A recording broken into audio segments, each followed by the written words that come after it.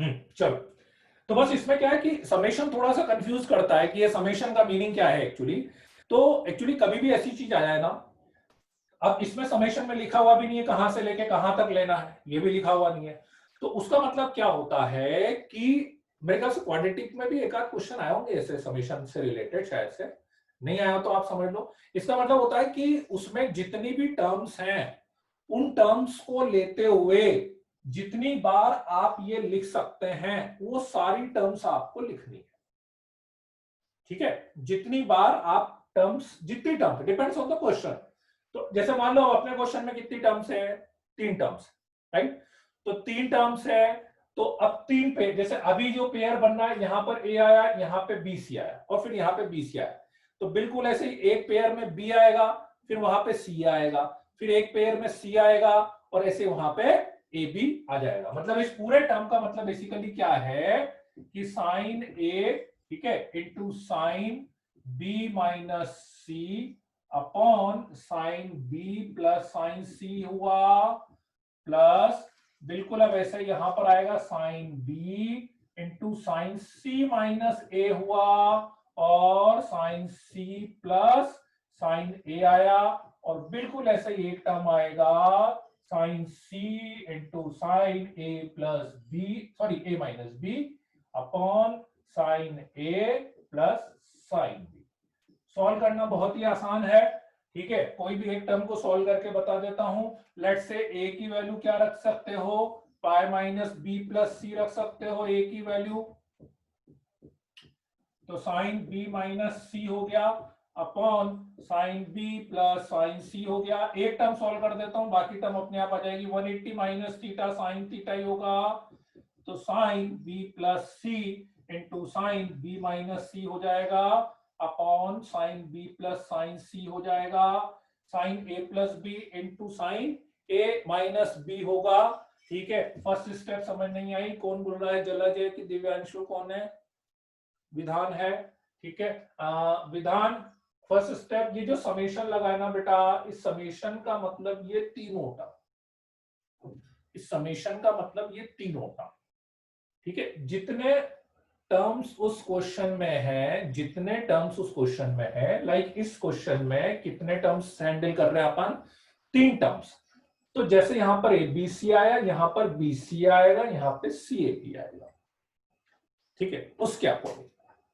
ठीक है, तो ऊपर आ गया sign A plus B sign A minus B, तो साइन स्क्वायर ए माइनस साइन स्क्वायर बी लगा देंगे, साइन बी प्लस साइन सी। अब ऊपर लगा दो ए स्क्वायर माइनस बी स्क्वायर वाली आइडेंटिटी, ए स्क्वायर माइनस बी स्क्वायर वाली आइडेंटिटी। तो ए प्लस बी इंटू ए माइनस बी हो जाएगा, ए प्लस बी इंटू ए माइनस बी हो जाएगा। तो ये कैंसिल हो जाएगा, है ना, बस।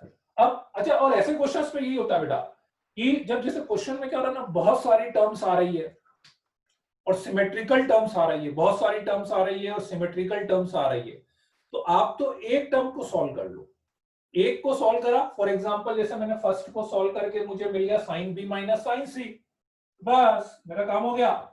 यहाँ पे साइन बी माइनस साइन सी आ गया। अब इसमें साफ साफ समझ सकते हैं, इसमें साइन बी माइनस साइन सी आया तो इसमें साइन सी माइनस साइन ए आएगा ना, इसमें sign A minus sine B आएगा ना, सब कैंसिल होके क्या हो जाएगा। क्लियर है कि नहीं, कोई डाउट है किसी को किसी स्टेप में? अरे ठीक है जी, ए प्लस बी प्लस सी दिया तो क्या हो गया अक्षर, ए प्लस बी प्लस सी दिया होगा ना आंसर में। तो ए प्लस बी प्लस सी क्या है, आई है।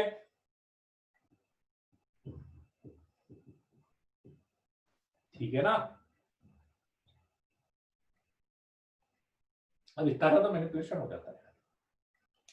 वेदांत लेट आया क्या बेटा? 2 बार बता दी मैंने फर्स्ट स्टेप। ये समेशन का मतलब है, ये समेशन का मतलब है।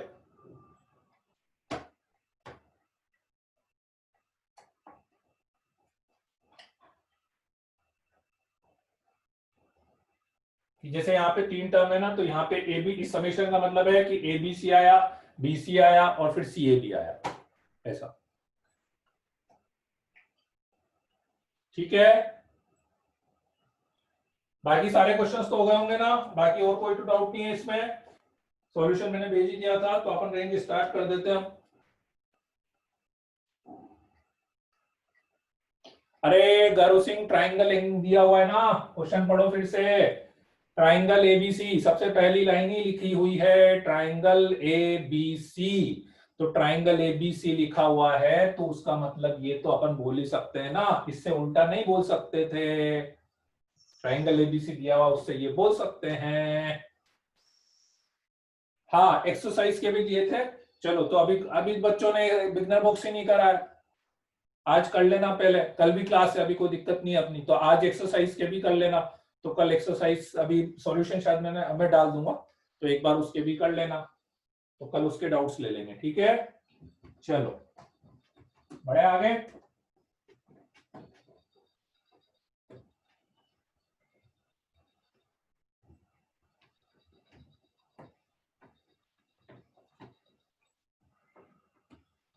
मैं फिर बोल रहा हूं, देखो ट्रिग्नोमेट्री में क्वेश्चन सारे लगातार करते हुए चलना, नहीं करोगे तो आगे वाले चैप्टर्स, ट्रिग्नोमेट्री इक्वेशन है, पूरे ट्रिग्नोमेट्री की जरूरत पड़ेगी बेटा, दिक्कत करता रहेगा वो हमेशा।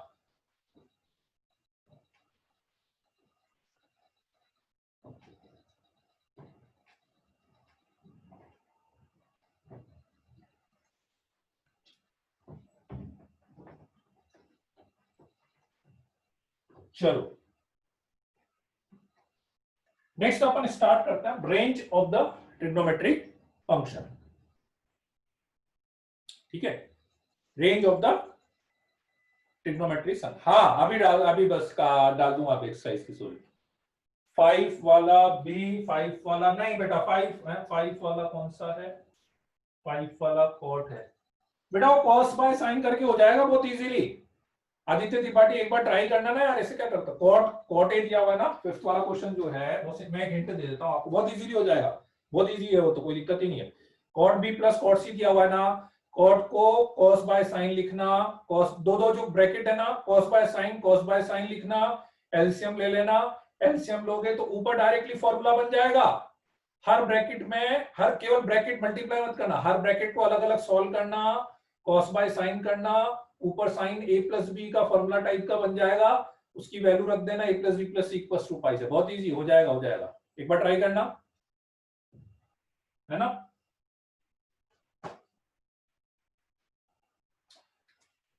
Range of trigonometry function.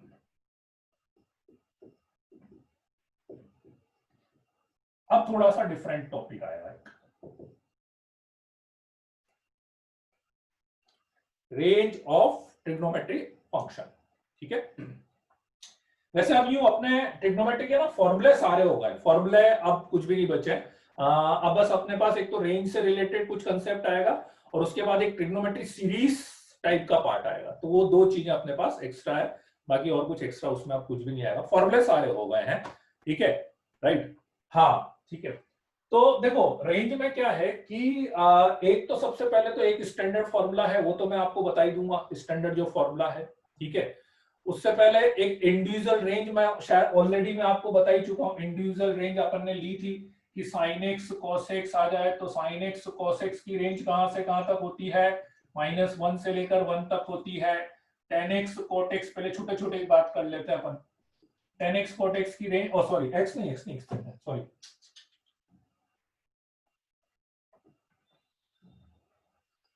पहले अपन छोटी छोटी बात कर लेते हैं, है ना, फिर बड़ी बात करेंगे।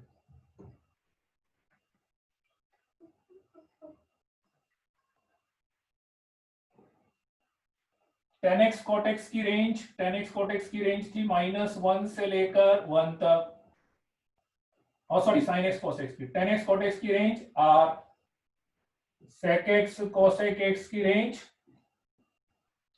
-∞ से लेकर -1 यूनियन 1 से लेकर इनफाइनाइट, है ना।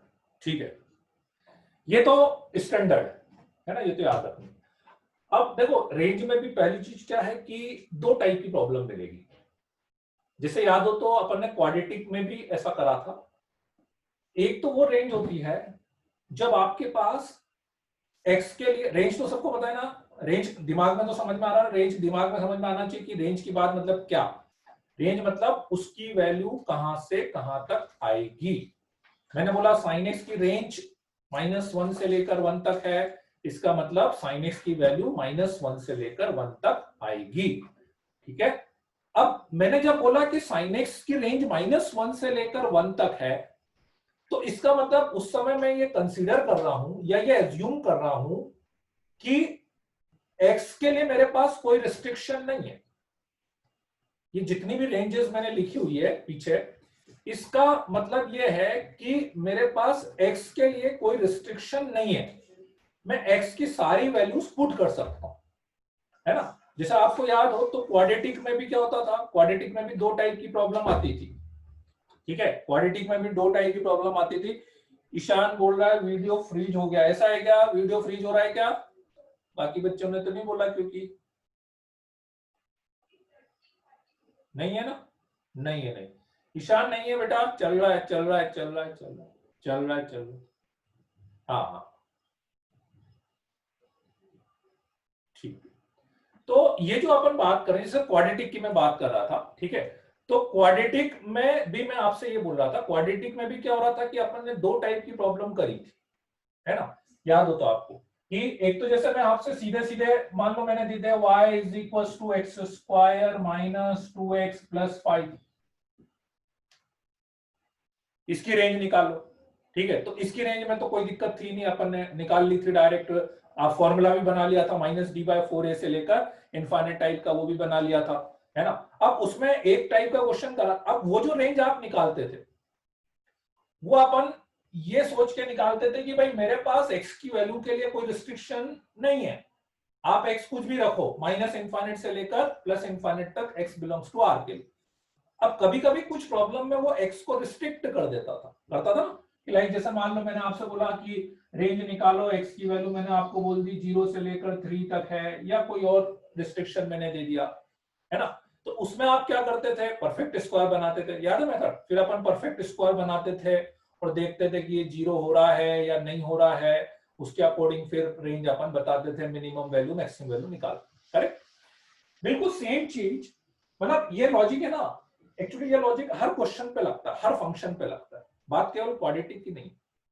अपन जब मैं रेंज बोलता हूं किसी फंक्शन की, तो सबसे पहले मैं ये सोच के बोलता हूं कि मेरे पास एक्स के लिए कोई रिस्ट्रिक्शन नहीं है, मतलब मुझे किसी ने एक्स के बारे में कुछ नहीं बोला है, तो मुझे किसी ने एक्स के बारे में कुछ नहीं बोला है या मैंने कुछ नहीं लिख रखा है, इसका मतलब यह है कि मैं जितनी पॉसिबल वैल्यूज एक्स की है वो सारी वैल्यूज उसमें रख सकता हूं, और वो रखने पे जो मुझे वैल्यूज मिल रही है मैं वो रेंज बता रहा हूं। फॉर एग्जांपल जैसे मैंने मान लो इसकी रेंज ये बोली, तो अब मैं ये मान के चल रहा हूं कि ठीक है भाई आप एक्स जो इच्छा वो रखना, बस डिफाइंड हो जाए, वो डिफाइंड हो जाए, ये तो हमेशा रहेगा ही रहेगा।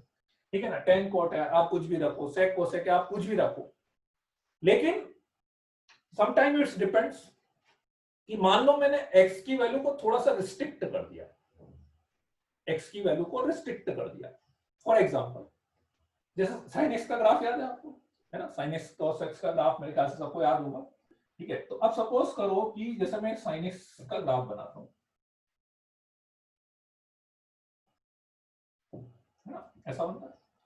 Let's say this is 0, this is pi, this is 2 1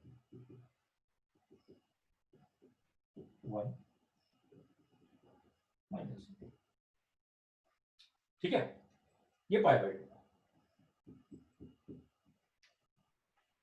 ठीक है। सपोज करो कि मैं आपसे पूछता कि साइन एक्स की रेंज बताओ बेटा, लेकिन एक्स की वैल्यू आपके पास केवल 0 से पाई तक है, तो आप क्या बताते हैं आंसर।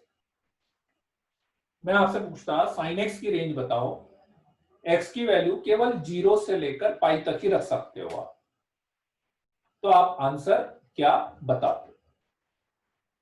तब भी क्या मैं -1 बता पाता क्या?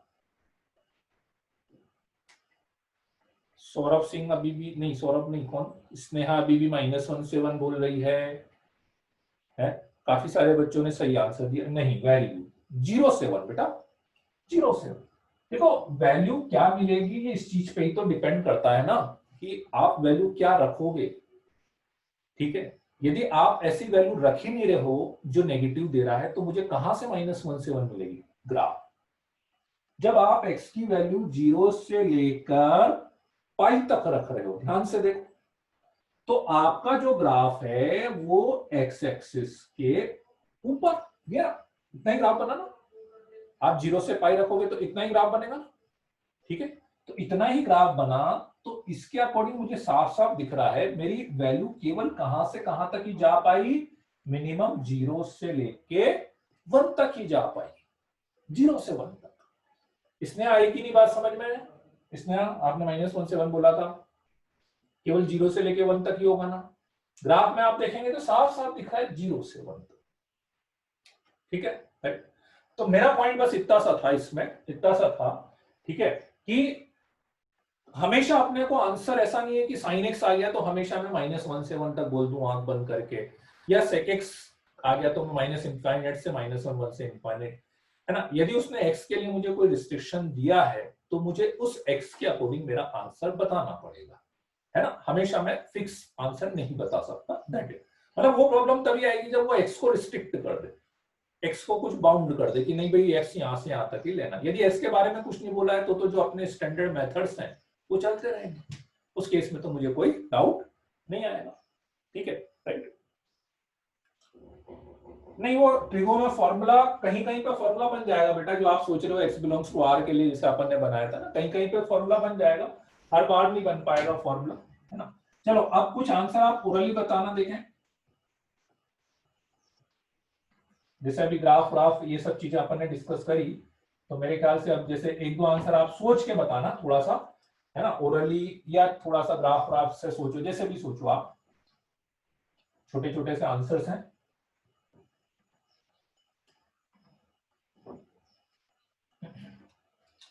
ये साइन एक्स की वैल्यू -1 से लेके 1 तक है, करेक्ट। चलो मेरा पहला क्वेश्चन है 2 साइन एक्स की रेंज कहां से कहां तक है। ठीक है, 2 साइन एक्स, अभी वो सूखा नहीं है बोर्ड इसलिए दिख नहीं रहा है।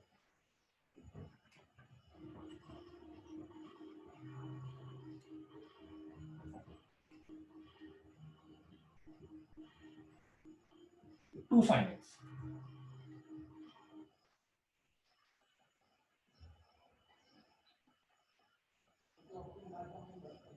अच्छा फिजिक्स में कर लिया है, वेरी गुड, बहुत बढ़िया। 0 से 2 नहीं आएगा बेटा, -2 से 2 आएगा। सीधे सीधे साइन एक्स की वैल्यू -1 से 1 है तो इसकी वैल्यू -2 से लेकर 2 तक हो जाएगी। अच्छा इसकी रेंज बता सकते हो साइन 2x की?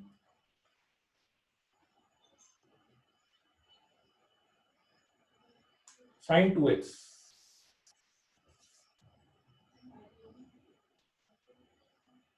-2 से 2 या -1 से 1? -1 से 1,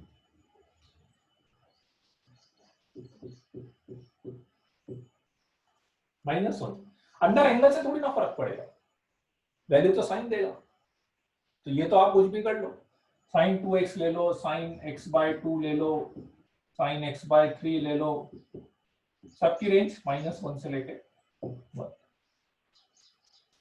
ठीक है, आगे आप मल्टीप्लाई कर दोगे तो दिक्कत है।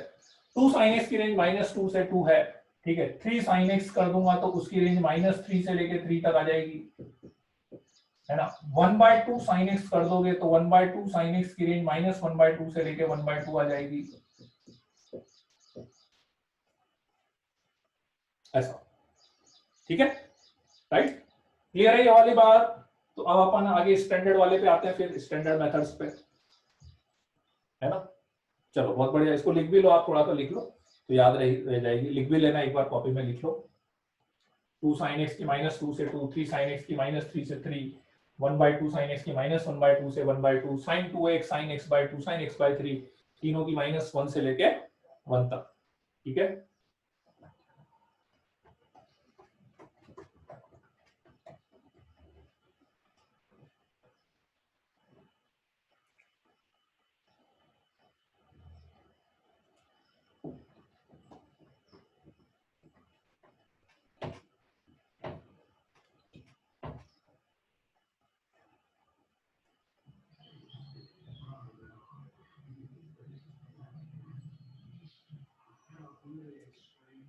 चलो अब नेक्स्ट अपन लेते हैं इसमें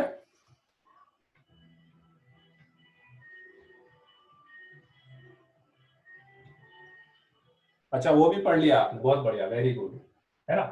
फिर नेक्स्ट अपने पास आती है let's say y is equals to a sin x plus b cos x।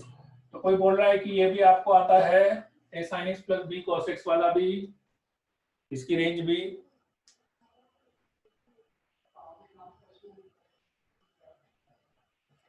चलो बहुत बढ़िया, फिर इसकी रेंज भी आती है तो कोई दिक्कत ही नहीं है ना। क्या होती है माइनस अंडर रूट ए स्क्वायर प्लस बी स्क्वायर से लेकर प्लस अंडर रूट ए स्क्वायर प्लस बी स्क्वायर। तो एक बार डेरिवेशन ले लें, क्या डेरिवेशन करा हुआ है क्या, एक बार ले लेते हैं अपन, दोबारा से ले लेते हैं, कोई दिक्कत नहीं, जल्दी से ले लेंगे।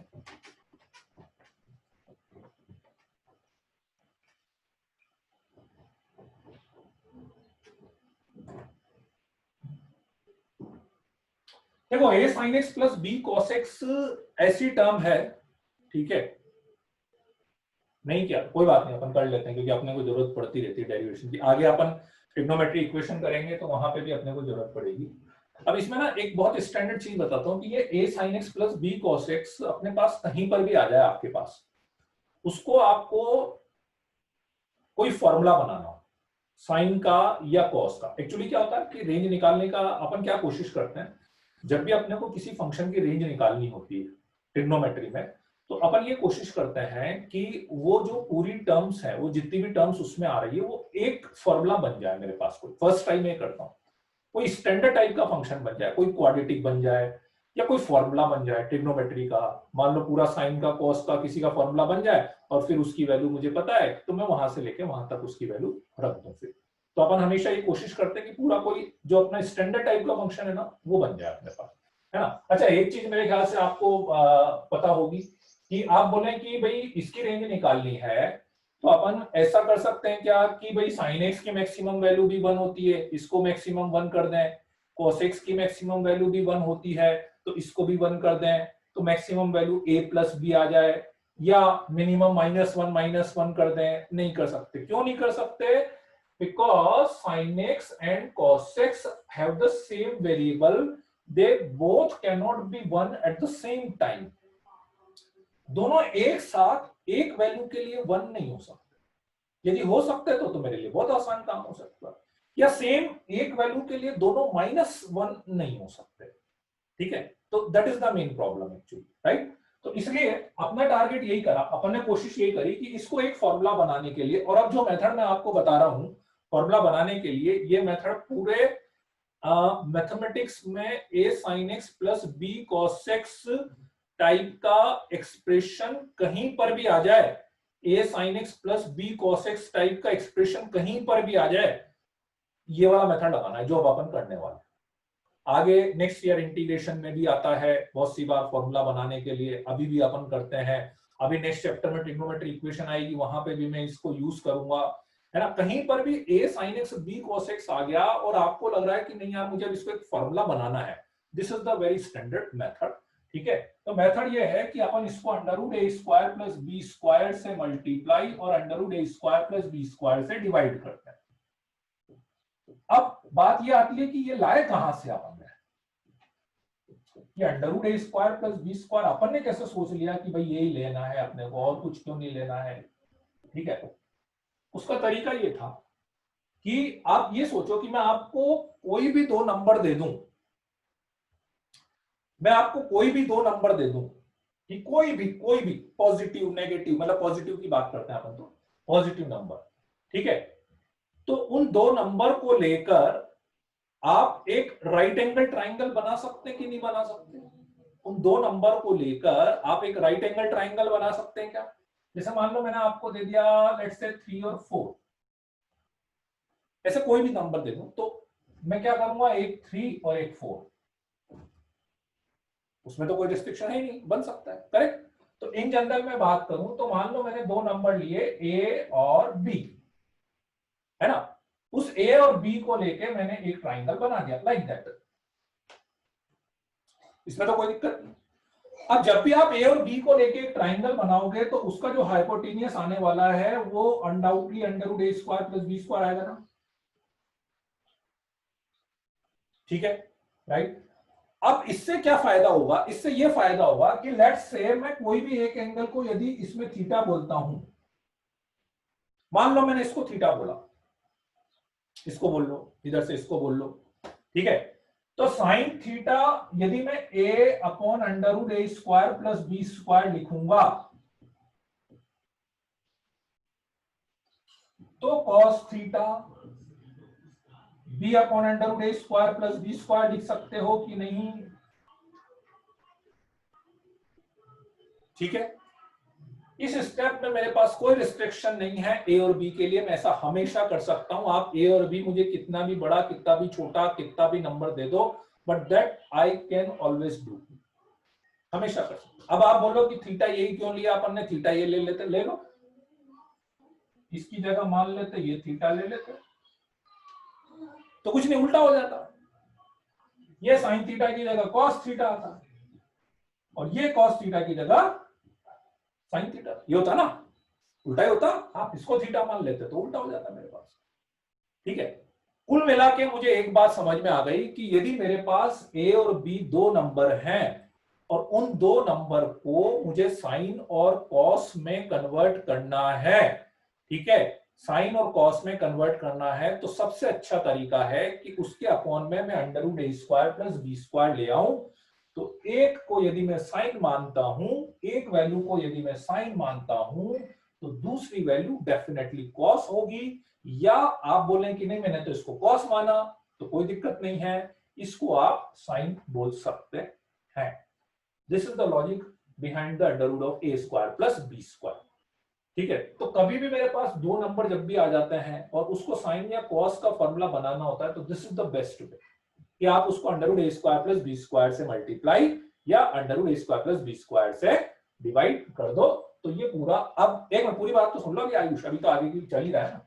अब इससे क्या हुआ, अपने को क्या फायदा हुआ रेंज निकालने के लिए, अंडर रूट ए स्क्वायर प्लस बी स्क्वायर, ठीक है। अब मेरे पास दो ऑप्शन है, आप किसी भी ऑप्शन से कर सकते हैं, कोई दिक्कत नहीं है। सुन लो बेटा आयुष, दोनों ऑप्शन से कर सकते हो, कोई दिक्कत नहीं है, ठीक है। यदि मैं इसको cos थीटा मान, इसको sin थीटा मानता हूं, तो ये cos थीटा है, ठीक है, या इसको cos थीटा बोलते हैं, लेट्स से मैं इसको cos थीटा बोल देता हूं, तो ये sin थीटा हो जाएगा ना,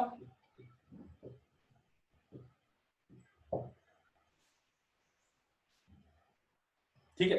थीटा, ठीक है, व्हाट इज थीटा, ठीक है, कोई एंगल होगा कांस्टेंट, एंगल तो निकलेगा ना, कोई ना कोई वैल्यू है थीटा की, कांस्टेंट एंगल है, लेकिन definitely that will be constant angle, ठीक है। और मेरे लिए जो सबसे अच्छी बात है वो अब ये हो गई कि अंडर रूट ए स्क्वायर प्लस बी स्क्वायर क्या बन गया formula, sine A plus b, where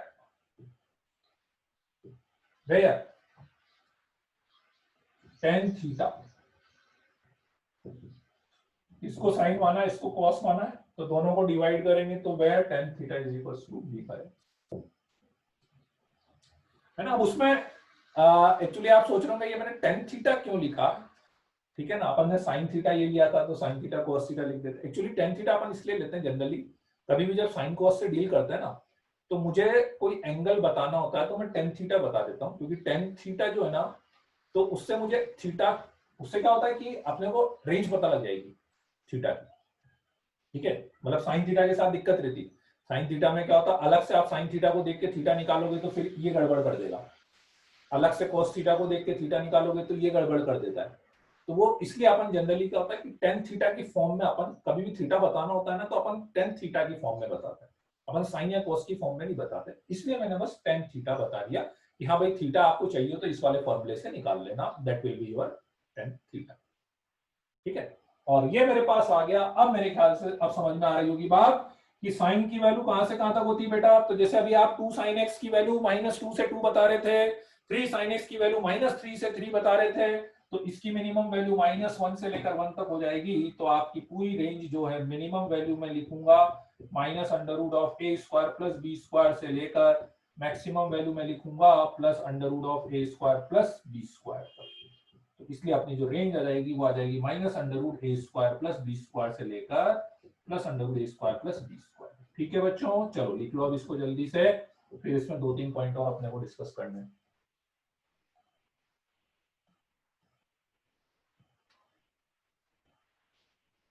Khushboo Ahuja, last step कौन सी नहीं समझ में आई बेटा? साइन ए प्लस बी का फॉर्मूला समझ में आया? ठीक है।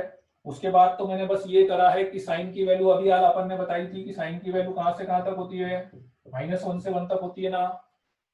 ठीक है, तो साइन की वैल्यू यदि -1 से 1 तक होती है तो माइनस से इसको मल्टीप्लाई कर देना, वो मिनिमम वैल्यू आ जाएगी, +1 से कर देना, वो मैक्सिमम वैल्यू आ जाएगी। तो अपनी रेंज यहां से लेके यहां तक हो जाएगी।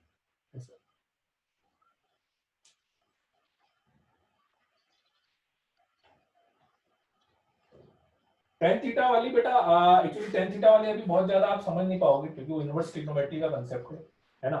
जैसे क्या होता है कि दिक्कत क्या आती है कि आप बोलो कि भाई मुझे थीटा निकालना है। अब थीटा निकालने में क्या दिक्कत आती है कि साइन थीटा इज मैं बोल देता कि जैसे इसकी जगह पे मेरे आप बोले कि टेन थीटा की जगह मैं साइन थीटा या कॉस थीटा लिख देता, क्योंकि आप बोले कि यार साइन थीटा कॉस थीटा क्यों नहीं लिखा, टेन क्यों लिया है अपन ने? Actually sine theta is equal to something करके मैं यदि थीटा निकालता हूं तो वो कॉस वाले को सेटिस्फाई नहीं कर पाएगा, या cos theta is equal to something करके थीटा निकालूंगा तो वो साइन वाले को सेटिस्फाई नहीं कर पाता। तो जनरली अपन क्या करते हैं कि जब भी कोई एंगल बताना होता है ना, टेन की फॉर्म में बताते हैं, तो उससे क्या होता है कि मेरे पास जो थीटा आता है ना, मतलब थोड़ा आगे ट्रिग्नोमेट्रिक इक्वेशन का कांसेप्ट है वो, तो उससे जो थीटा आता है ना वो क्या होता है, साइन और कॉस दोनों को सेटिस्फाइड कर जाता है। इसलिए अपन ने वो टेन थीटा की फॉर्म में अभी लिखा हुआ है उसको एंगल का, है ना। अभी आप उसको याद कर लो, भले बहुत ज्यादा एक्सप्लिसिट नहीं कर पाऊंगा मैं उसको, क्योंकि उसके लिए थोड़ा सा वो थीटा के इंटरवल्स ये सब समझने पड़ेंगे आपको। अर्शल, वो आप ही का हो रहा है बेटा, बाकी के तो दिक्कत नहीं आ रही है, बाकी और किसी का मैसेज नहीं आ रहा है मेरे को। अर्शल,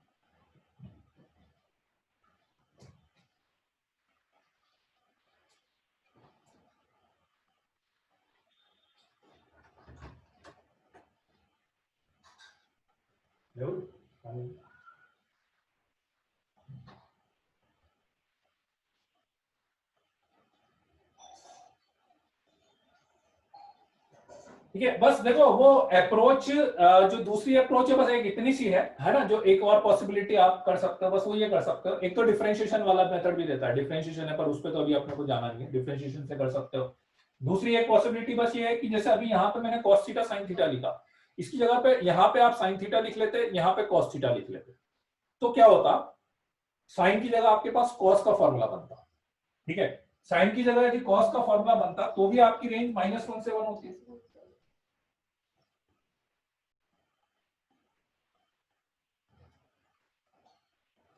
साइन की जगह cos का फॉर्मूला बनता तो भी आपकी रेंज क्या होती, -1 से 1 ही होती। ठीक है, तो भी अपना आंसर यही आता। तो अभी दो पॉसिबिलिटी है, आप यहाँ पे जैसे cos थीटा sin थीटा लिख रहे हो वैसे आप sin थीटा cos थीटा भी लिख सकते। ठीक है, हर्षल अभी बता रहे हैं ना, क्वेश्चन तो अभी बताएंगे, चलिए ये तो लिख लो।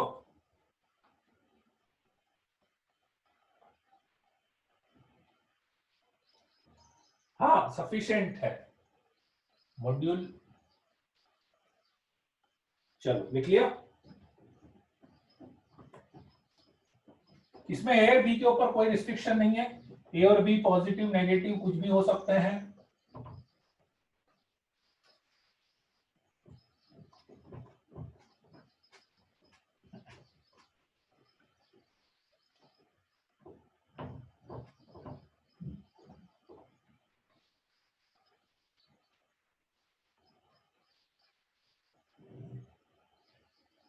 टेन थीटा का आपको कुछ नहीं करना है, टेन थीटा का कुछ जरूरत नहीं, वो जस्ट मैंने एक्सप्लेन करा है। टेन थीटा का आपको कुछ नहीं करना है, जो करेगा वो टेन थीटा खुद करेगा।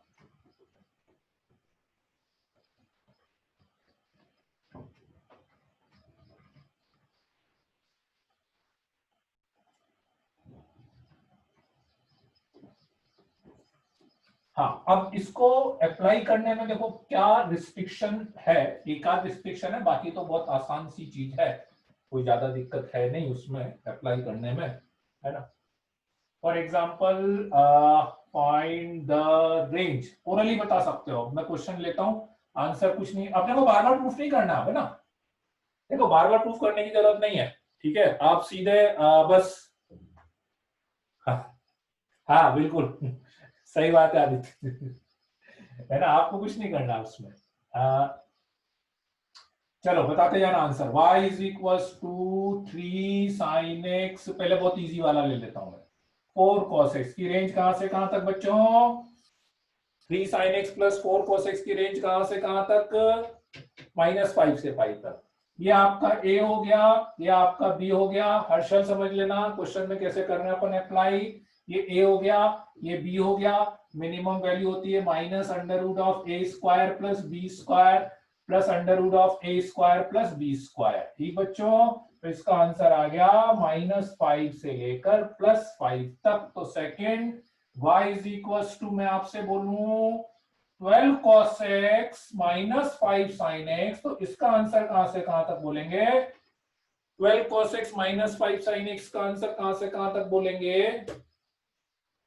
-13 से लेकर 13 तक बोल देंगे, वेरी गुड, प्लस माइनस से कोई फर्क नहीं पड़ेगा, बीच में माइनस से कोई फर्क नहीं पड़ेगा हर्षल, दिव्यांशु, क्योंकि √a² प्लस b² करेंगे ना, तो फिर वो +25 कर सकते हैं, उससे कोई दिक्कत नहीं आएगी, ठीक है, राइट।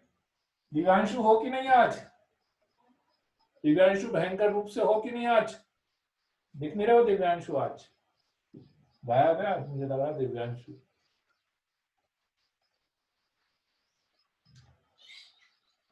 इसकी रेंज क्या होगी,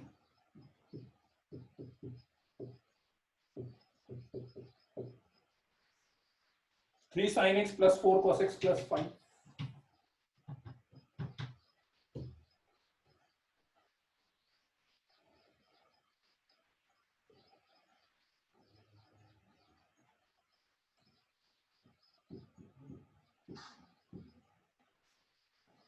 जीरो से 10, -5 से 5 क्यों होगी, क्यों 0 से 10 होगी ना, देखो +5 को तो अलग कर दो ना जी, इसकी रेंज, इसकी मिनिमम वैल्यू क्या बोली थी आपने, -5 बोली थी ना, तो इसकी मिनिमम वैल्यू -5 थी, मैं तो सोचा था सबका आंसर आ जाएगा इसमें, -5 होगी, तो उसमें फिर मिनिमम में -5 + 5 0 हो गई, मैक्सिमम क्या बोल लेते हैं 5 होगी ना, तो 5 + 5 10 हो जाएगी ना, सही है ना।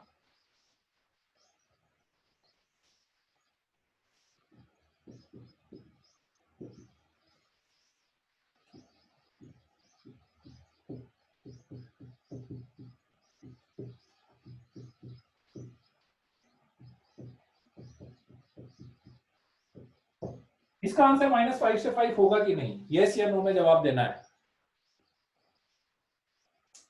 y और n में, बस y और n में आंसर देना है, -5 से 5 होगी कि नहीं, बहुत ही बढ़िया, नहीं कौन, भुवनेश, भुवनेश एग्री नहीं कर रहा है,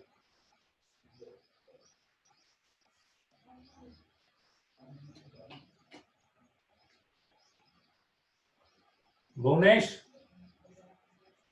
70 में से 69 वोट एक तरफ आए, केवल एक भुवनेश, आपका वोट ही नहीं आया इधर यस वाले में, इसकी रेंज भी -5 से 5 तक ही होगी, -5 से 5 तक ही होगी, ठीक है। इसमें क्या है कि लॉजिक ये है कि देखो जब तक एंगल सेम है, x - π/4, ये दोनों एंगल सेम है ना, तब तक कोई दिक्कत नहीं है, ठीक है, तब तक यदि ये एंगल सेम है ना, तब तक आप -√a² प्लस b² से लेकर √a² प्लस b² लिख सकते हैं, है ना, इसीलिए मैंने देखो आपको डेरिवेशन बताया था। अब आप सोचो, मान लो इसका डेरिवेशन मैं उससे फॉर्मूले से निकालता, ठीक है, तो आप क्या करते हैं, 5 से डिवाइड 5 √a² प्लस b², वो क्या करते हैं 5 से मल्टीप्लाई 5 से डिवाइड करते, आप डेरिवेशन समझना, ठीक है, कि इसीलिए आपको कभी भी लगे ना कि इसमें वो फॉर्मूला लगाना है कि नहीं लगाना, तो आप डेरिवेशन समझना कि डेरिवेशन जो करा था उसमें कहां पर चेंजेस आ सकते हैं। सपोज करो यदि मैं फॉर्मूला लगाता तो 5 से मल्टीप्लाई और 5 से डिवाइड करता ना इसको, अब इसको लेट्स से मैं cos थीटा लिख देता, और इसको साइन थीटा लिख देता, इसमें कोई दिक्कत आती किसी को? नहीं आती। ठीक है 5। ठीक है, तो अब मेरे पास अभी भी फॉर्मूला बन जाता कि नहीं बनता? Sign a cos B plus cos A sine B, अभी भी फॉर्मूला बनता ना ये, sign a cos B plus cos A sine B. बस अब फॉर्मूला ये है कि वो फॉर्मूला थोड़ा सा ऐसा बन जाता, x minus pi by 4 plus theta का फॉर्मूला बन जाता। ठीक है ना, अपना लॉजिक तो ये देखो, जब तक साइन का फॉर्मूला बन रहा है, मैंने तो पूरी रेंज इसी के बेस पे निकाली है। साइन का फॉर्मूला बन गया तो -1 से 1 तक हो गया, तो मेरा आंसर उसकी इसमें भी -5 से लेकर 5 तक आएगा। अल्टीमेटली कंक्लूजन इज दैट कि जब तक आपके दोनों एंगल सेम आ रहे हैं तब तक मुझे कोई दिक्कत नहीं आती है, जब तक दोनों एंगल सेम आ रहे हैं। अच्छा, ये लिख लिया था कि नहीं लिखा? मैंने लिखा नहीं, बता दिया। लिख लिया था कि नहीं? लिख लिया ना, चलो ठीक है, लिख लिया था। हाँ ठीक है ठीक है, चलो लिख लिया, लिख लो लिख लो।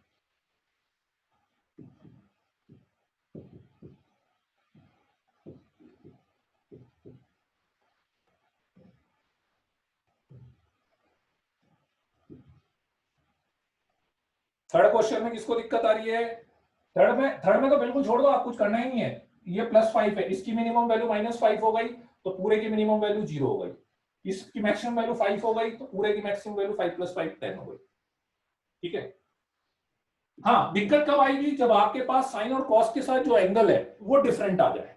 उस वाले केस में अपन रेंज कैसे निकालेंगे? साइन और कॉस के साथ यदि अपने एंगल्स डिफरेंट आते हैं तो लेट्स से मैंने बोला y is equals to 2 sin x plus cos of x plus π/6, इसकी रेंज निकालनी है लेट्स से। ठीक है।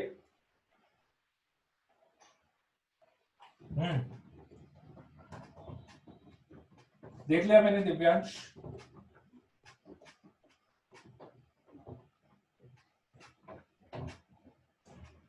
अब जैसे इसकी रेंज निकालनी, 2 sin x plus cos x plus π/6। अब यदि यहाँ पे x प्लस π/6 होता है, यहाँ पे x होता तो मैं √a² प्लस b² वाला लगा देता, है ना। अब यहाँ पे x है, यहाँ पे x प्लस π/6, इसमें नहीं कर सकते अपन, इसमें कन्वर्ट करना पड़ेगा आपको। इसमें आप कन्वर्ट करना पड़ेगा, कैसे कन्वर्ट करेंगे वो मैं बताता हूँ आपको। बहुत सिंपल सा तरीका, कोई बहुत ज्यादा नहीं करना, कुछ नहीं, आप cos a प्लस b का फॉर्मूला लगा दो। तो cos a प्लस b का फॉर्मूला लगाओगे तो cos a cos b cos π/6 plus sin a sin b, है ना। 2 sin x plus 1/2 sin x को मैं एक साथ लिख रहा हूं, 2 sin x plus 1/2 sin x को एक साथ लिख रहा हूं, ईशान समझ लेना। ठीक है, 2 sin x plus 1/2 5/2 sin x plus √3/2 cos x। अब ये बन गया a sin x plus b cos x। Oh sorry, minus आएगा, माइनस आएगा।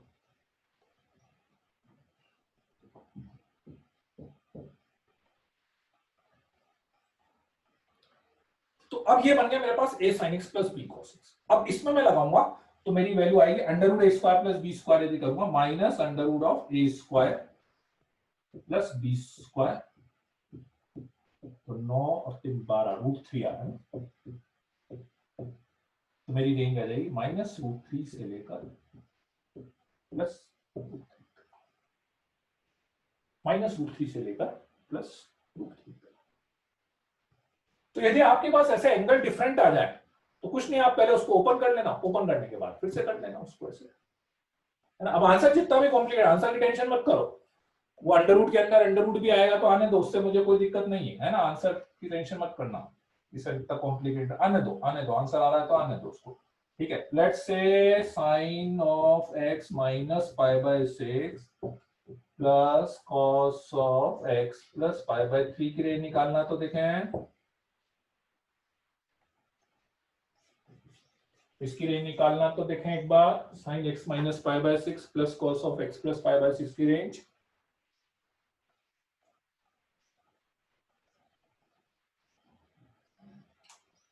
cos x प्लस π/3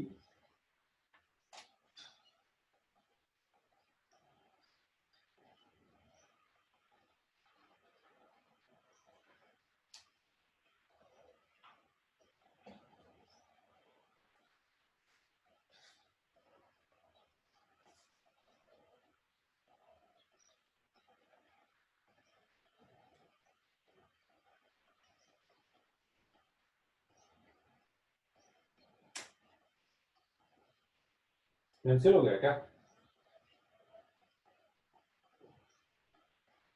अच्छा ये सेम ही बन रहा होगा ये। अच्छा अच्छा वो सेम ही बन गया, वो कैंसिल हो गया होगा एक्चुअली।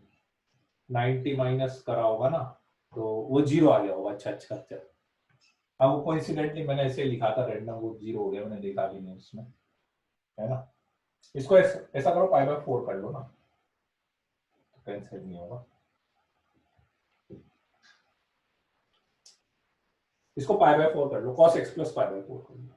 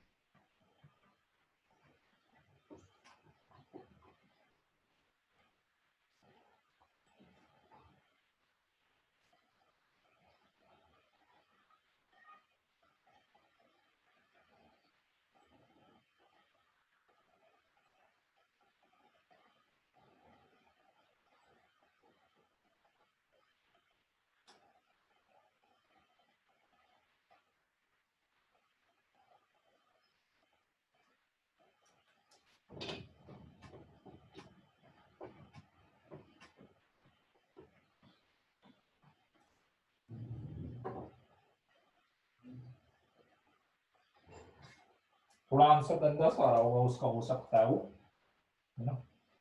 देखो डायरेक्ट तो करेंगे नहीं, ओपन करना पड़ेगा। ओपन करेंगे इसके लिए, तो ओपन करोगे तो क्या आएगा, sine a cos pi by 6, cos pi by 6 हो गया, माइनस कॉस ए, है ना, कॉस ए और साइन पाई बाय 6 हो गया 1/2, plus cos A cos B, ठीक है, cos A cos B minus sign A sine B, ठीक है। तो ये आ जाएगा मेरे पास √3 minus √3/2 minus 1/√2 into sine x, और प्लस या माइनस कुछ भी कर लो, है ना, minus cos x 1/2 minus 1/√2 cos x.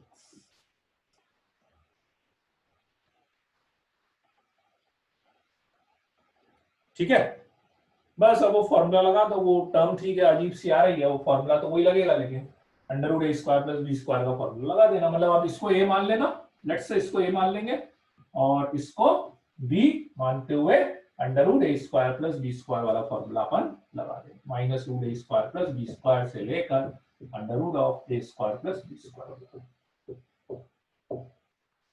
आ गई कि नहीं बात समझ में? मेन ठीक है, कैलकुलेशन तो वो करते रहना, पर पॉइंट समझ में आ गया कि नहीं? मैं क्या बताना चाह रहा हूं कि जब तक आपने ये एंगल डिफरेंट आ रहे हैं, तो फिर आपको ओपन करके उसको a sin x plus b cos x वाली फॉर्म लानी पड़ेगी, है ना। अब उसमें a और b कितने भी कॉम्प्लिकेटेड आ जाए, उससे अपने को कोई दिक्कत नहीं है, ठीक है। चलो बड़े आ गया।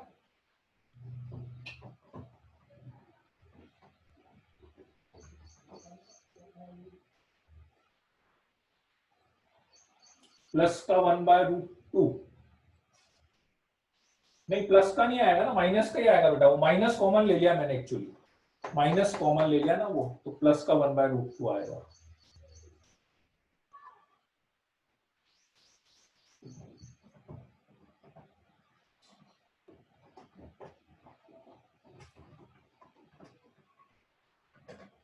अब कुछ और ये तो एक फॉर्मेट हो गया। पहले मैं स्टैंडर्ड वाले सारे बता देता हूँ, बस फिर लास्ट में अपन वो क्वाड्रेटिक टाइप की जो रहते हैं रेंज निकालने से रिलेटेड, वो अपन लेंगे लास्ट में फिर, ठीक है। अब इसके बाद एक और फॉर्मूला आपके पास आता है, दैट इज सेकंड, मतलब ये फर्स्ट केस मान लो, अब सेकंड केस अपनी रेंज निकालने के लिए, that is a and b greater than 0 है, तो a² tan square theta plus b² cot² theta greater than equals to 2ab।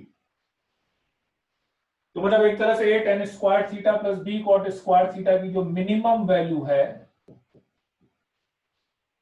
वो 2ab होगी,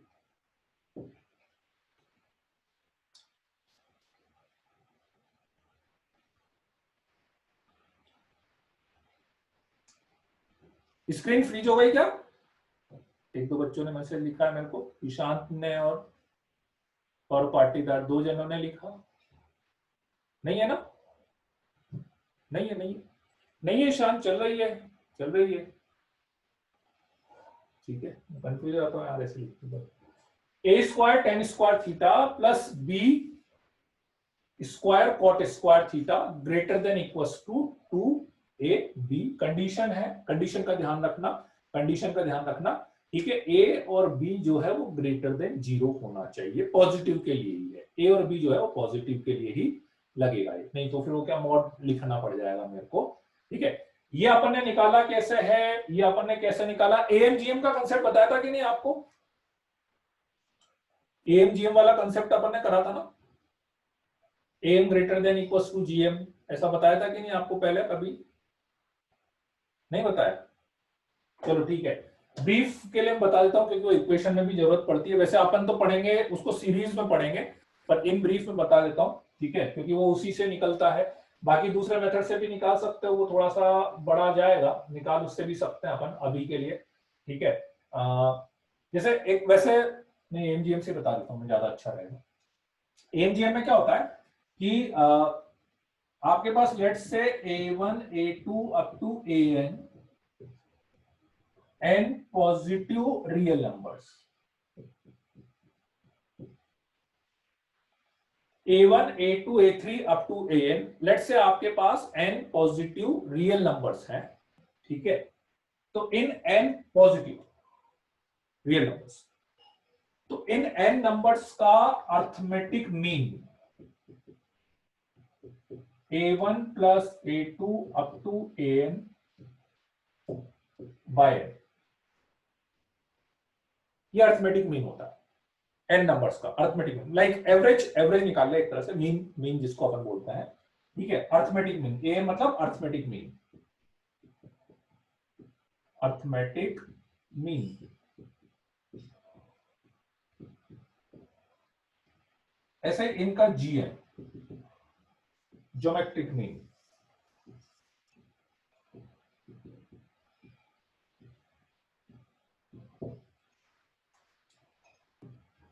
A1 A2 up to AN whole power 1 by. ठीक है, तो जैसे अर्थमेटिक मीन होता है ऐसे ज्योमेट्रिक मीन है, और रूल सिंपली इतना सा है, रूल ये है कि आप कभी भी n नंबर्स का अर्थमेटिक मीन निकालते हैं और n नंबर्स का ज्योमेट्रिक मीन निकालते हैं, तो arithmetic mean is always greater than equals to geometric mean. n numbers का अर्थमेटिक मीन जो है that is always greater than equals to geometric mean. And a very important point in that AM is equals to GM, अपने AM greater than equals to GM बोला है ना बेटा, AM greater than equals to GM बोला है, मतलब ये हुआ कि अर्थमेटिक मीन की वैल्यू ज्योमेट्रिक मीन से ग्रेटर या उसके इक्वल है। ठीक है, ग्रेटर या उसके इक्वल है। ठीक है, arithmetic mean equal to geometric mean only when AN is equals to A2 is equals to A3 is equals to A। जब सारे के सारे नंबर्स इक्वल हो, जब सारे के सारे नंबर्स इक्वल हो, है ना, इसका मतलब यह है बेटा, इस पॉइंट को ध्यान से समझना, इसका मतलब यह है कि यदि ये सारे नंबर्स इक्वल नहीं है, ये सारे नंबर्स इक्वल नहीं है, तो AM इक्वल टू GM नहीं हो सकता। यदि ये सारे नंबर इक्वल नहीं है तो AM इक्वल टू GM नहीं हो सकता। उस केस में मैं केवल AM ग्रेटर देन GM लिखूंगा। AM ग्रेटर देन GM तो हमेशा होता है, उसके लिए मुझे कोई दिक्कत नहीं है, AM always greater than GM। लेकिन यदि नंबर्स इक्वल होने की पॉसिबिलिटी रखते हैं तो फिर मैं इक्वल टू भी लगाऊंगा और यदि आपको लग रहा है कि यार ये जितने नंबर्स का मैंने अरिथमेटिक मीन या ज्योमेट्रिक मीन लिया है वो कभी भी इक्वल नहीं हो सकते, तो you have to write, it means you have to write am greater than gm, है ना। अभी मैं एक एग्जांपल से बताता हूं उसको, मैं क्या बताना चाह रहा हूं कि कब इक्वल होगा कब इक्वल नहीं होगा, वो वाली चीजें बताता हूं आपको इक्वल से, है ना। पहले इसको आप लिख लो, ठीक है, और बहुत सारी जगह अपन इसको यूज करते हैं। अभी जैसे ये वाला जो रिजल्ट है, ये रिजल्ट भी डायरेक्टली इससे आ जाएगा आपके पास।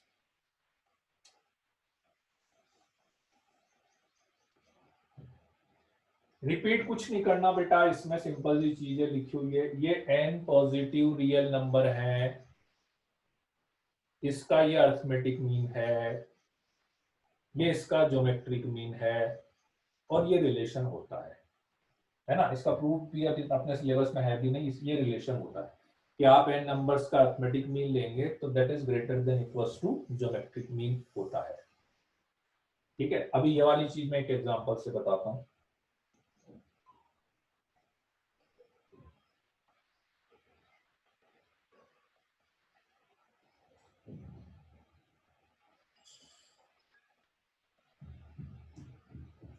सिक्स के बाद ये वाला लिखाया था एक point, Ishaan Soni question number 6 के बाद ये पॉइंट लिखाया था। हाँ, बस ये 6 के बाद वो यही वाली चीज चल रही है।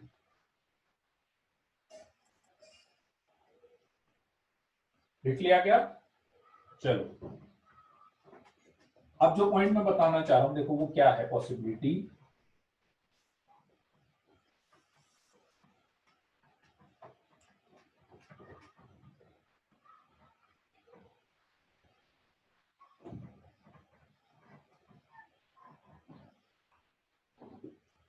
कि जैसा एक बहुत सिंपल सा एग्जांपल है, बहुत डिटेल में नहीं ले रहा हूं मैं, बहुत सारे क्वेश्चन है इसके। तो मान लो मैंने x और 1/x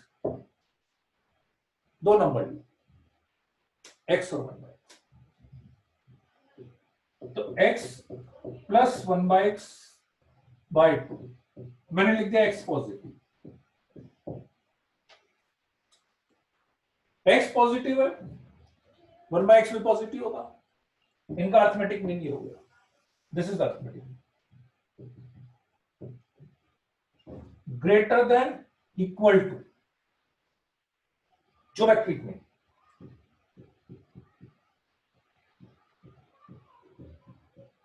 a1 into a2 to the power 1/n, n मतलब जितने नंबर्स, n मतलब जितने नंबर्स, ठीक है। ये उधर चला गया, ये हो गया 1, so x plus 1/x greater than equals to 2, x plus 1/x is greater than equals to 2। अब जो इक्वल होने की पॉसिबिलिटी की मैं बात कर रहा था कि ये इक्वल टू वाला जो एक पॉइंट मैंने अलग से लिखा था, what is the meaning of that point basically, कि मैंने आपसे क्या बोला कि ये इक्वल टू कब होता है, जब ये दोनों नंबर इक्वल होंगे, जब ये दोनों नंबर इक्वल होंगे। ये दोनों नंबर इक्वल होने के लिए x equals to 1/x, x square is equals to 1, x equals to plus minus 1। x positive है तो -1 तो लेना नहीं है, तो केवल क्या लेना है, 1 लेना है, ठीक है। लॉग में बताया था ना, हाँ करा हुआ है, तो 1 लेना है, ठीक है। x इक्वल्स टू, और x इक्वल्स टू 1 हो सकता है, x इक्वल्स टू 1 हो सकता है ना, तो इसलिए अपन ग्रेटर देन इक्वल्स टू लगाएंगे। यदि मैं यहां पे ये लिख देता कि x is not equals to 1, यदि मैं लिख देता कि x is not equals to 1, तो फिर मैं x प्लस 1/x को केवल ग्रेटर देन 2 लिखता, क्योंकि मुझे पता है कि यदि x की वैल्यू 1 नहीं होती तो फिर x प्लस 1/x कभी भी 2 के इक्वल नहीं होगा, तो उस केस में मैं केवल ग्रेटर देन लिख दूंगा, ठीक है।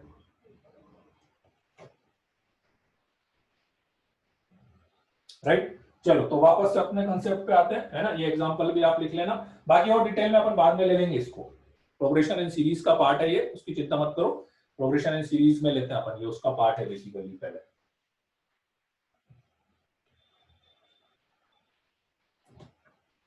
इसको लिख लेना पहले एक बार।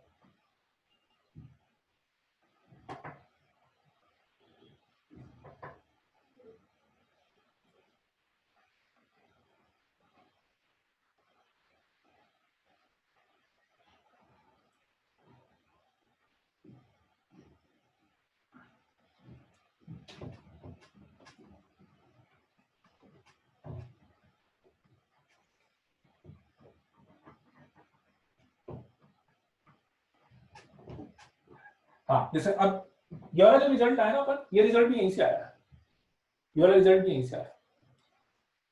ए स्क्वायर टेन स्क्वायर थीटा और b square cot square theta को लिख सकते हैं b square upon tan square theta लिख सकते हो ना, by 2 arithmetic mean. This is arithmetic mean greater than equals to geometric में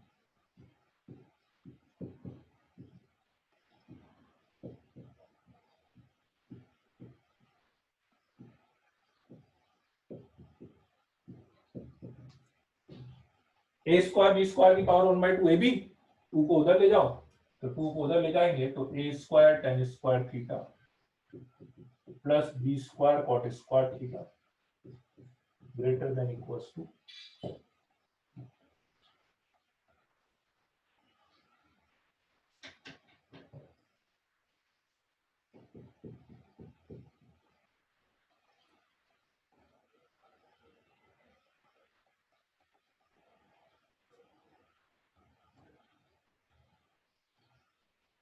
third concept.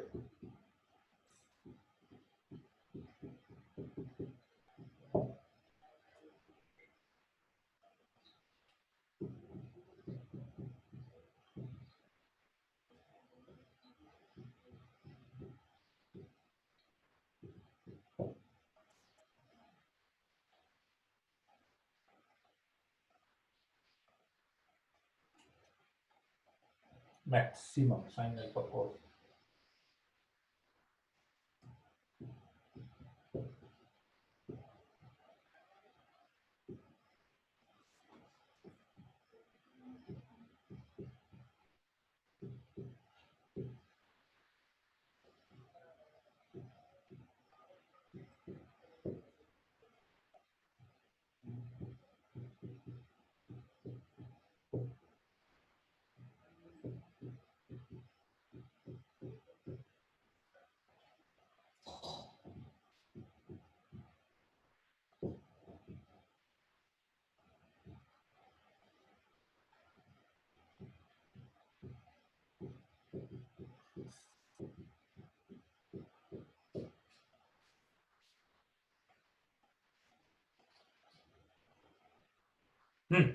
Then third point है,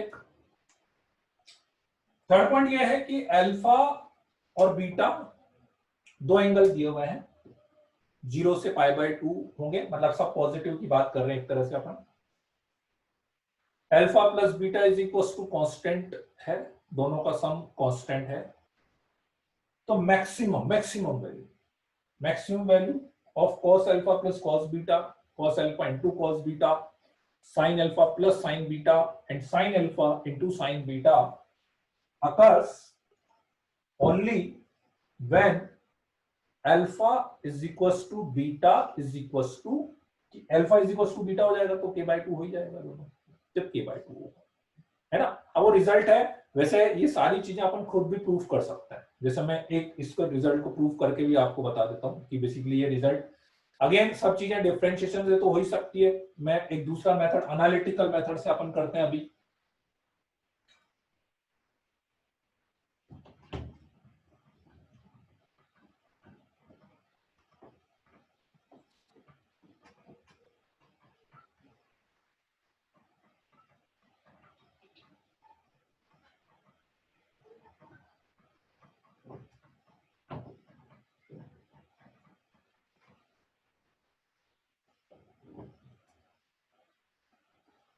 कैसे, देखो एक बता देता हूं मैं, बाकी सबका तरीका एक एक दोनों का बता देता हूं, बाकी सबका तरीका वही है। Let's say cos alpha plus cos beta की बात करूं, तो cos c plus cos d लगा दें, cos c plus cos d, ठीक है। cos c plus cos d लगाएंगे तो 2 cos c plus d by 2 and cos c minus d by 2। cos c plus cos d लगाए तो 2 cos c plus d by 2 cos c minus d by 2। Alpha plus beta is equal to कितना है, k है, alpha plus beta k है, तो ये मेरे पास आ गया 2 cos k by 2। Alpha plus beta की वैल्यू क्या है, तो वो k बाय 2 रख दिया अपन ने, ठीक है, into cos of alpha minus beta by 2। बहुत बेसिक से चल रहा है, पर कुछ नहीं कर रहा मैं, बहुत बेसिक चीज कर रहा हूं। ये कांस्टेंट, ये भी कांस्टेंट, कांस्टेंट है ना, अल्फा प्लस बीटा के कुछ गिवन रहेगा, है ना, उसमें कंफ्यूज मत होना बेटा, के कुछ गिवन रहेगा अपने पास। ये कांस्टेंट, ये कांस्टेंट, ये पूरा कांस्टेंट है, तो इस पूरे की मैक्सिमम वैल्यू कब मिलेगी आपको, पूरे की मैक्सिमम वैल्यू कब मिलेगी, जब ये मैक्सिमम हो जाए, और ये मैक्सिमम कितना हो सकता है, 1। cos alpha minus beta by 2 cos theta की मैक्सिमम वैल्यू क्या हो सकती है, 1। ये 1 कब आएगा, ये 1 कब आएगा, cos alpha minus beta by 2 is equal to 1 कब आता है, जब alpha minus beta by 2 is equal to 0 हो जाता है, तो alpha is equal to beta हो जाता है।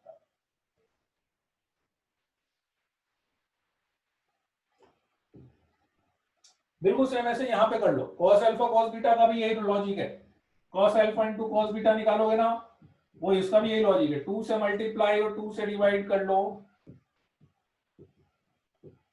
2 cos a cos b हो गया, 2 cos a cos b कितना हो गया, cos a plus b plus cos a minus b, again alpha plus beta तो k हो गया, तो अल्फा प्लस बीटा k हो गया, तो 1/2 cos k plus cos alpha minus beta. और अगेन इसकी मैक्सिमम वैल्यू चाहिए आपको, तो इसकी मैक्सिमम वैल्यू के लिए ये कांस्टेंट है, ये कांस्टेंट है, इसको मैक्सिमम कर देना, और इसको मैक्सिमम करेंगे तो अगेन इसके मैक्सिमम के लिए 1, और वो 1 कब होगा, जब alpha is equal to beta होता है।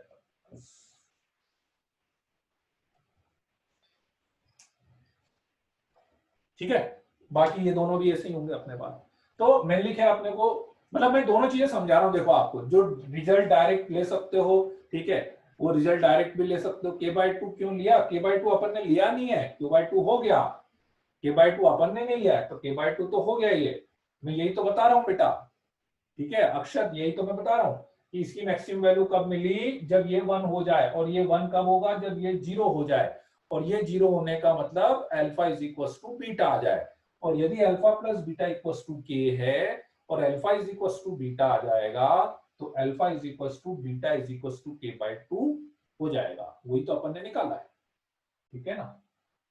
हाँ वो क्वेश्चन में करा रहा हूं अभी, ठीक है, क्वेश्चन में करा रहा हूं, मतलब डायरेक्ट याद रखना चाहो तो याद रख लो, और बाकी आप मेथड समझना चाहो तो मेथड, मैंने इसीलिए मेथड बता दिया कि देखो अपना टारगेट एक ही है, आप इस पूरी कैलकुलेशन में यदि समझो ना बेसिकली, तो अपन एक ही चीज को टारगेट कर रहे हैं कि अपन ये चाह रहे हैं कि मेरे पास एक जगह वेरिएबल या एक जगह फॉर्मूला आ जाए, ठीक है, मतलब सब पूरी चीज एक ही पे डिपेंडेंट हो जाए।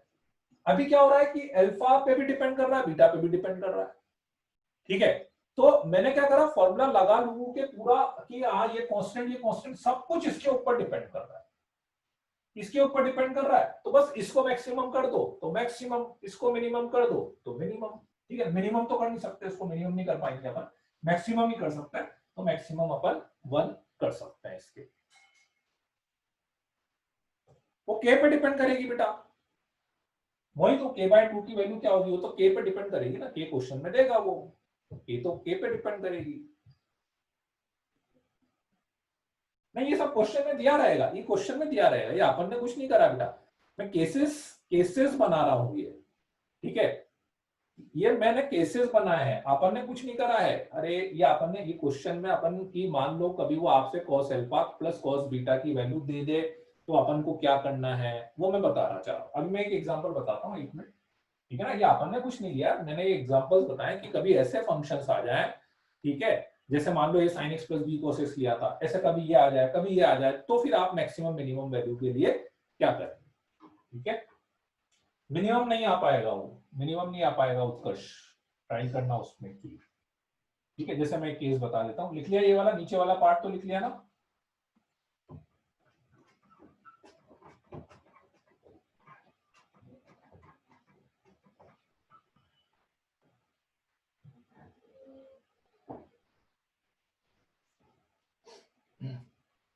जैसे वो सिंपली ऐसे दे देगा, मैं बताता हूं आपको।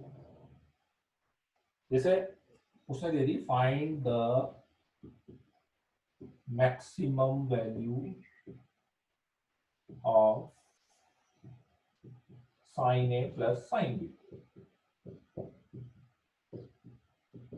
a plus b is equals to 2 पाई।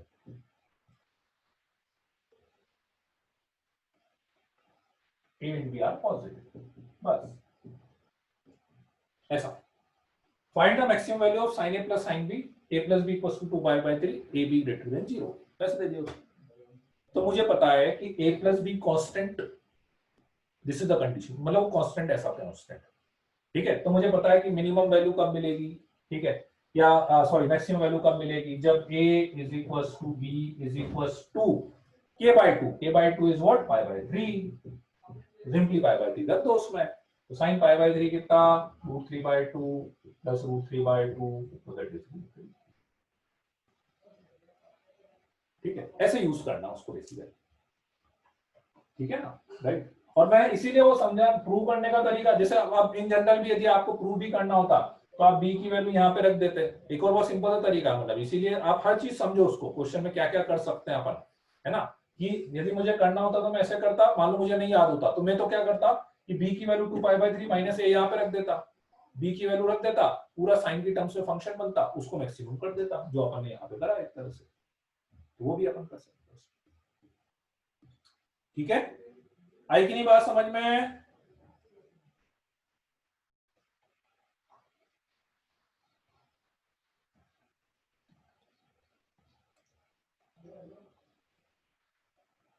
वैसे इस पे क्वेश्चंस कम ही मिलते हैं, है ना, ठीक है। चलो ठीक है, चलो बच्चों, तो आज के लिए इतना ही बहुत है ना। हाँ रीड कर सकता हूँ ना, सोहेल कुमार, ठीक है।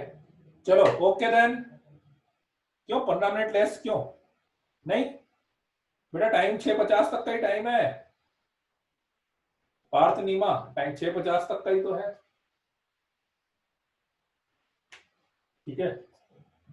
10 मिनट का ब्रेक है, फिर 7 बजे से नेक्स्ट क्लास होगी। चलो ठीक है, ओके, आपकी नहीं मतलब मेरी क्लास होगी इसलिए। चलो okay then, bye bye, good night. आपकी नहीं, मेरी क्लास है।